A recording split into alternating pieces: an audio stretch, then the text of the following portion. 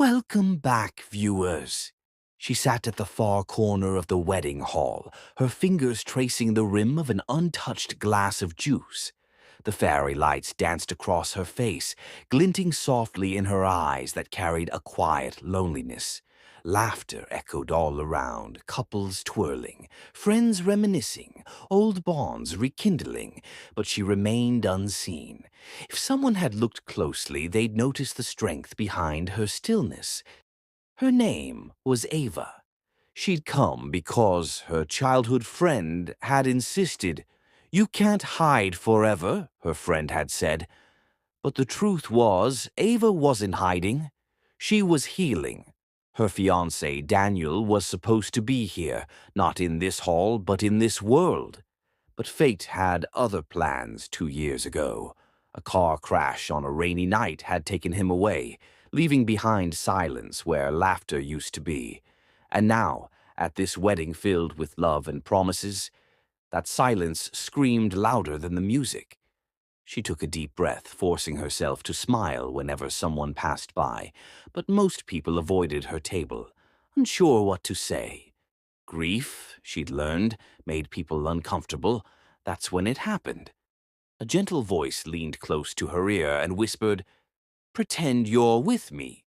Startled, Ava looked up to see a man, tall, warm eyes, slightly nervous, smiling at her.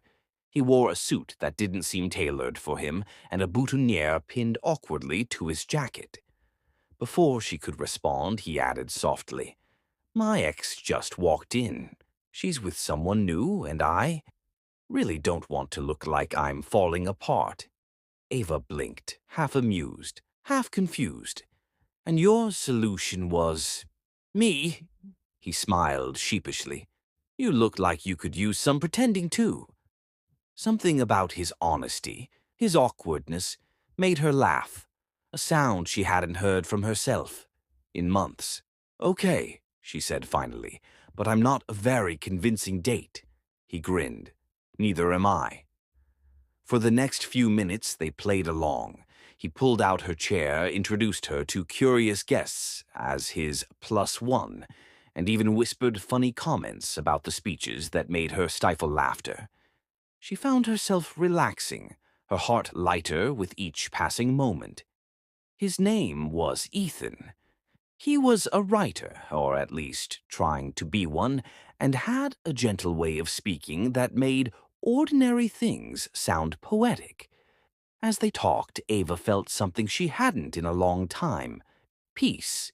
It wasn't attraction at first, just comfort, the rare kind you find with people who've also known pain.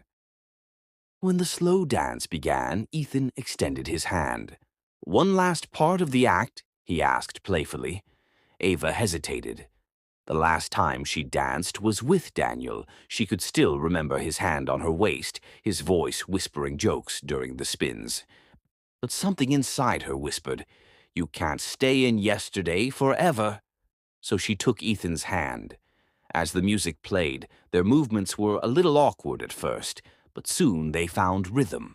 For the first time in years, Ava allowed herself to be held without guilt, to breathe without sorrow.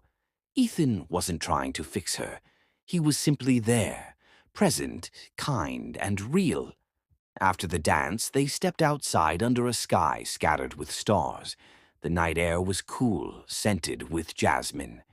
Ethan broke the silence. "You know, sometimes pretending helps us remember what it feels like to be alive." Ava looked at him, curious. "You mean lying to ourselves?" He shook his head. "No, just reminding ourselves we're still capable of joy, even if it feels borrowed." Something in his words struck deep. Ava realized how much she'd built her life around loss, protecting her pain like a fragile keepsake.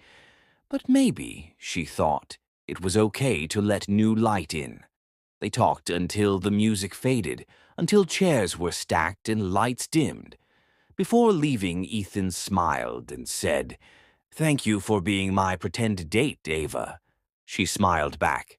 "Thank you for making me forget why I was sitting alone." They didn't exchange numbers that night. It wasn't that kind of moment. It was something gentler, two broken people crossing paths and helping each other breathe again. Months passed.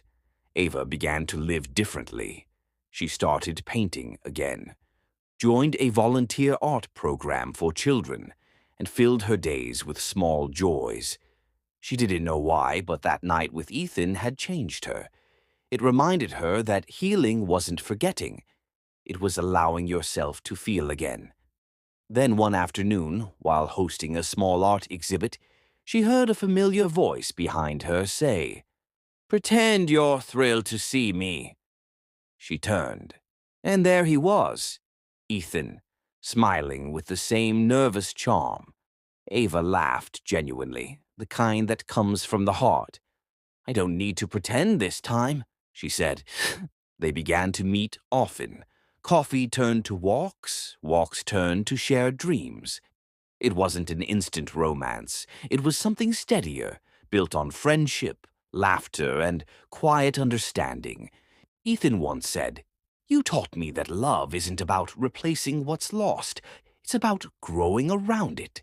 And Ava, smiling softly, replied, "You taught me that even when we think our story is over, sometimes it's just a chapter break." Their story didn't begin with fireworks. It began with a whisper. But that whisper changed everything. Years later, at another wedding, their own, Ava stood by Ethan's side. The same laughter, the same lights, but this time she wasn't alone. As they exchanged vows, she looked up and silently thanked the universe, not for erasing her past, but for gifting her a future she never thought she'd want again. Love, she realized, doesn't always come when you're ready. Sometimes it comes when you finally stop pretending that you're not worthy of it.